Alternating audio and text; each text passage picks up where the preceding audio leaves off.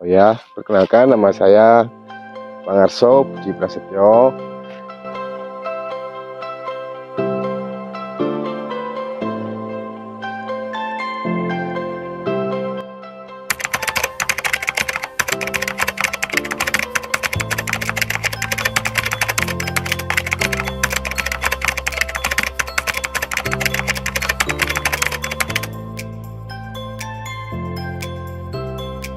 Apa yang membuat atau memotivasi Bapak untuk terjun ke dunia pertanian? Kenapa kok tidak di usaha yang lain, dagang atau yang lain? Kebetulan kita ada lahan dan juga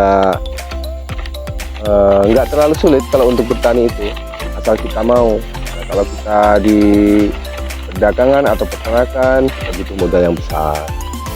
Kalau pertanian asal kita mau nanti bertahap, kita bisa berkembang. Mas alasan utamanya. Alasan keduanya cukup menjanjikan kalau untuk pertanian. Contohnya saya tanam cabai. Cabai memang harganya fluktuatif, tapi kalau kita tepat memprediksi kapan kita panen, hasilnya akan sangat memuaskan. Seperti itu. Untuk harga jual itu apakah sering naik turun kayak sayur yang lain, Pak? Kalau tanaman buncis ini relatif stabil. Kebetulan di sini kisaran harga 10 sampai 12 ribu lah untuk harga sekarang. Jadi masih terjangkau lah untuk masyarakat. Dan penjualannya pun masih gampang. Karena nggak banyak juga di sini yang bertani buncis. Karena kebetulan di sini kita lahannya tak ada hujan. Ketika musim hujan habis, banyak petani yang berhenti menanam sayur. Gitu Mas, kalau daerah sini ya. Kalau mungkin daerah yang irigasinya bagus, mungkin dia akan terus menanam sayur mayur. Dan kebetulan saya aja di sini karena tanaman selingan, jadi memang curah hujannya udah mulai menurun karena mendekati musim kemarau. Alternatifnya yang tanaman jangka pendek, buncis, timun. Apa Pak kesulitan terbesar yang Bapak hadapi saat mengelola lahan atau tanaman ini? Mungkin hampir sama Mas ya, seperti petani yang lain. Jadi ketika hama datang dan terlambat penanganan, itulah kondisi terburuk bagi para petani. Jadi alangkah baiknya sebelum hama datang menyerang, kita antisipasi. Nah, seperti petani yang lain lah. Misalkan ada insektisida, pestisida, itu sebisa mungkin, sedini mungkin diantisipasi sebelum datang menyerang, kita kasih dengan dosis yang rendah. Entah jamur, entah kutu, entah ulat. Jadi kalau bisa minim biaya, karena ketika kita sudah terkena, terserang, biayanya akan mahal dan hasilnya juga tidak maksimal.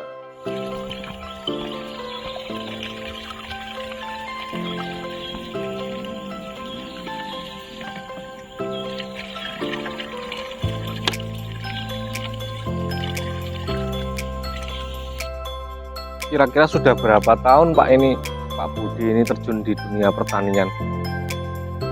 Saya pulang ke Ponorogo, ini cerita sejarah Mas ya. Ya. Dulu kita merantau di Jakarta, terus kebetulan tahun 2017 saya pulang ke Ponorogo ini dan memulai coba untuk bertani.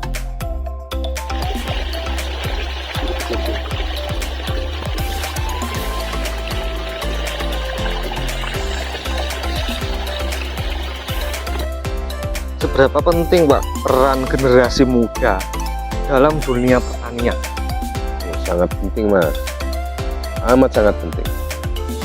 Karena kita tahu generasi muda sekarang itu untuk dunia teknologi sudah menguasai, untuk pemasaran mereka menguasai.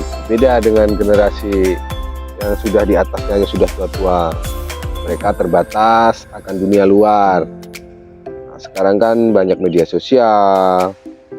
Karena teknologi yang canggih, generasi muda sudah bisa istilahnya memasarkan keluar.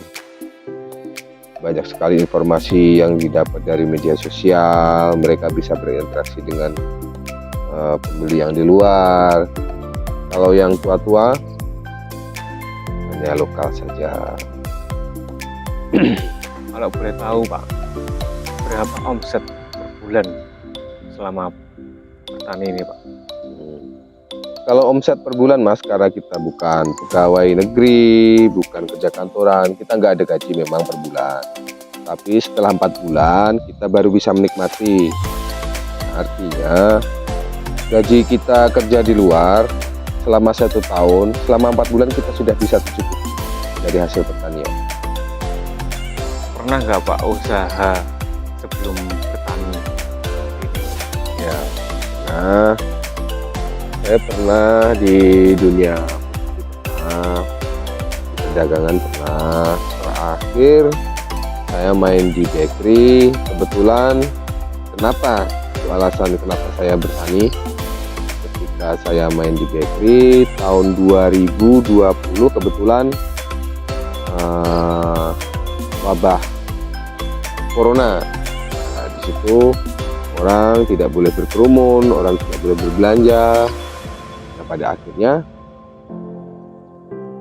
usaha kita turun drastis. Nah, akhirnya solusi terbaik kita beralih ke pertanian.